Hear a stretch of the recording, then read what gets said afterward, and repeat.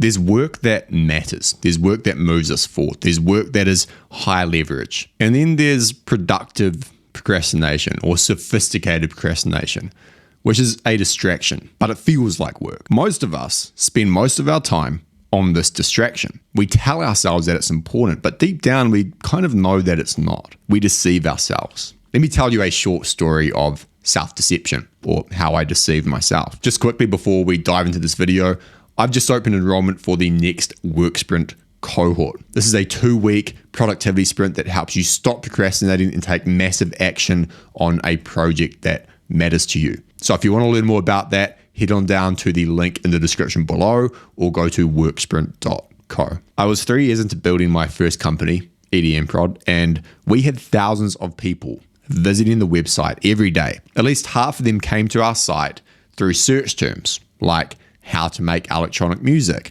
or how to get started with music production, showing that they were beginners. And we didn't have any products for beginners, which is not great, right? I mean, you've got thousands of people coming to your site looking for something, and all you have is like one article and nothing to sell them, which is not a good way to run a business. So I decided to work on a beginner's music production course. Over the course of the next few weeks, which actually was probably months, but my memory's hazy because it was a long time ago, I spent time planning out the course. And by planning, I mean over planning.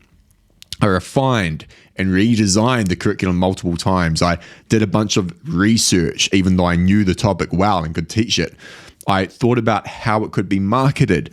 I dreamed about how much money that I could make if I really nailed the product and marketing. And I didn't do any of the work that actually mattered. And it wasn't until I started working with a coach who looked at the situation and basically said, "You're wasting your time.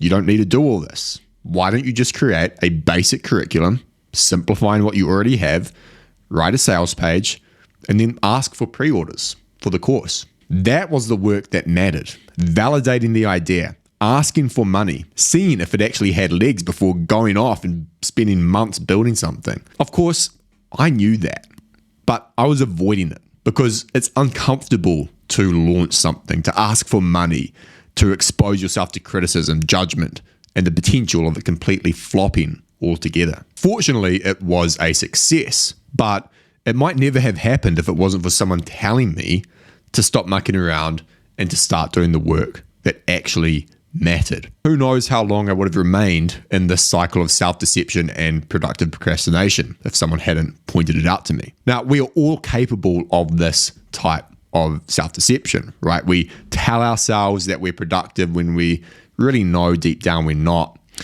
We are busy, but not effective. We generate lots of motion, but we don't move forward with anything. We work on the complex, unnecessary work that makes us feel smart and makes us feel like we're making progress instead of the simple, uncomfortable work that truly generates results and moves us forward. So how do we remove ourselves from this trap and do the work that matters? By the way, I don't think this is something you fix once and for all. I think it's a constant reminder and a constant thing that you have to work on because it's so easy to fall back into productive procrastination. Anyway, there are 3 steps for doing the work that matters. Step 1 is to be brutally honest with yourself. The path out of self-deception and productive procrastination is to stop lying to yourself. We can do a great job of suppressing the truth, especially when it helps us avoid discomfort. And this is what you do when you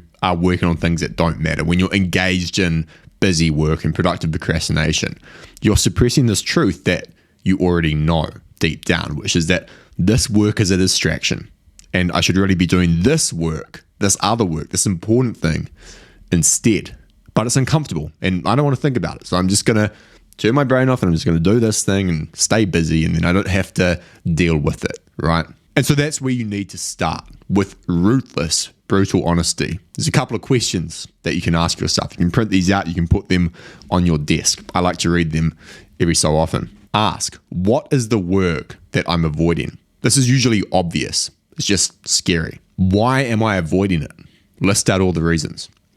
Am I scared of being judged or looking like an idiot? Is it because I feel like an imposter? Am I too used to being comfortable?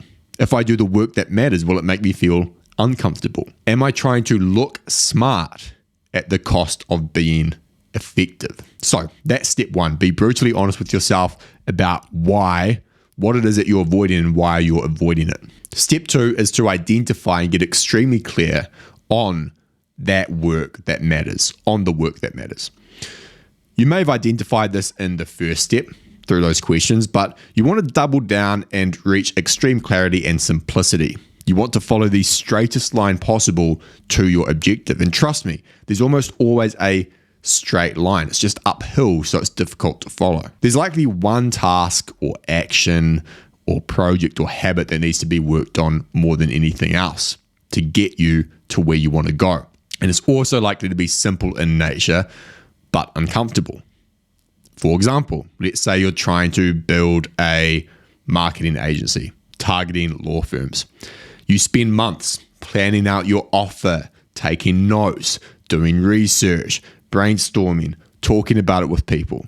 You tell yourself that you're being strategic and that you need to think through everything so that when it comes time to sell your services, you'll do well. You look at other people who are taking action and just moving ahead and you think, well, they're not being strategic and so they're going to screw something up at some point and I'm doing the right thing by taking my time. But this is not really the work that matters. The straightest line towards your objective of hopefully your objective of getting clients, because it's hard to build an agency without clients.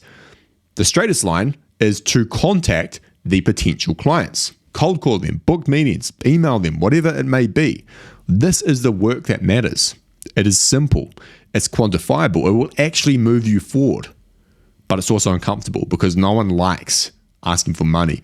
No one likes calls. No one likes cold emailing people. You expose yourself to rejection in a way that doesn't happen when you're just brainstorming or planning or strategizing by yourself. So find the work that matters. You likely already know what it is. And then get clear on it. Convince yourself of its extreme importance and power.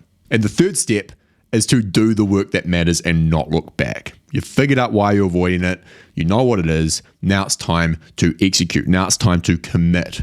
And as you commit, you'll find that the work that matters, the work you've been avoiding, suddenly becomes a bit easier because there's no other option. You have to do those cold calls. You have to write that book. You have to publish those videos. You can't hide in the complexities of the work that doesn't matter, the productive procrastination. You can't engage in that anymore. You either do the work that matters or you procrastinate. It's binary. You've got so clear on what you do need to do that every time you engage in busy work or something else, you know it's over here and it's so clear. There's no gray area. And that clear distinction that you've made makes it easier for you to do the work that matters because you can't deceive yourself as easily once you've brought it in front of you into the light and clearly defined it. You might find that self-deception and doubt start to creep back in. You look for any excuse to avoid the uncomfortable work that matters and engage in that which doesn't matter. Ignore this and push forward. You might not get results straight away, and you'll be tempted to use this as an excuse to go back to the drawing board. Don't. Instead, move further in that direction of discomfort.